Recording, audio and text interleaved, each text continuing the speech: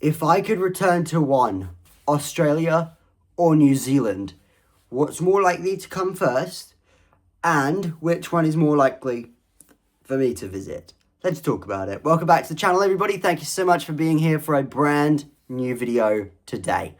And today, we're going to be asking the hypothesis, this hypothetical question of, when I return to the South Pacific, will it be Australia or New Zealand that I return to first?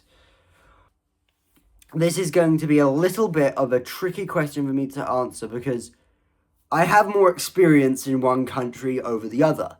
So, for example, with Australia, if I was to return to Australia, I don't need to think twice about it because I have everything set up under working holiday visa conditions. So I have my bank account, I have my tax number, I have my Medicare through the reciprocal healthcare agreement. I have everything already sorted. So there's really not a lot of prep work that needs to be done. But I have pretty much seen, other than the Great Barrier Reef, everything that was immediate on my list for things to cover has already been taken care of. As in, I haven't got much to see anymore, other than the Steve Irwin Australia Zoo, Noosa, the Whitsundays, and Cairns with the Barrier Reef. I really don't have a heck of a lot to show or to see in Australia anymore. When on the counterbalance to that, I did New Zealand in the same trip at the end of last year, but I was only there for 5 days, and I was only in Auckland. So there's a little bit of a discrepancy issue there, because I only experienced Auckland. I went down to Matamata, New Zealand, to do Hobbiton, like the Lord of the Rings set tour at the very end of that trip, and that was fantastic. I loved my time at Hobbiton in New Zealand, so that was incredible. But I really feel like I didn't get going seeing the country at all. I arrived in New Zealand, I walked around the city, I did the Sky Tower in the centre of the city, I walked around the harbour, and I did the Hobbit thing. That was it.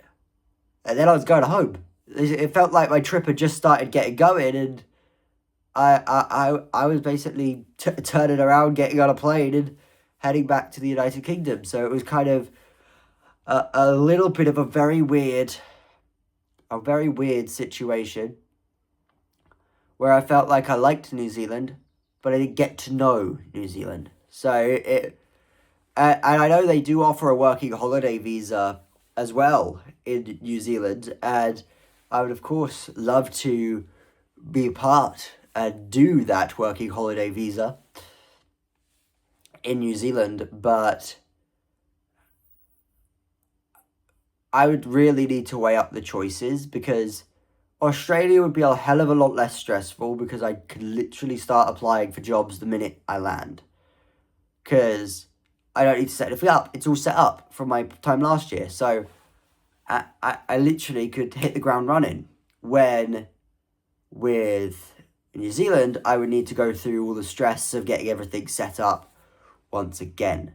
I would need to get a tax number in New Zealand. I would need to get a bank account. I would need to do all of these individual things that seem very surface level, but can take weeks of bureaucracy and delaying your kind of trip.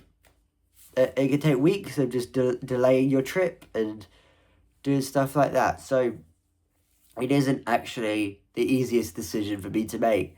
On the one side, I'd love to do New Zealand more and go down to Wellington and potentially even the South Island, to Christchurch or Queenstown. But on the other side, I'd love to do Australia again because, as you know, I connected so well with Australia that it was just kind of... Australia was just one of the many places where I just kind of vibed so well with the country and the people that it was a little bit it's going to be hard to not do that. Because that is such a appealing option, like, to take the easy path and the path of least resistance, when on the flip side, a part of me is like, go New Zealand, try and do something new. So yeah, it's really just trying to weigh up your options. What have you got to do? What don't you have to do? And there's all that. If you guys want to see any of my New Zealand videos, the links will be in the description down below to both my Australia and New Zealand playlists, so you guys can go and check that out. But that's going to wrap it up for today's episode here. Thank you so much for watching. Give it a big fat thumbs up if you did enjoy it. Helps out the channel a lot and lets me know you do like this kind of stuff on the channel. Without further ado, everyone, I hope to see you in the next video. Peace out, guys.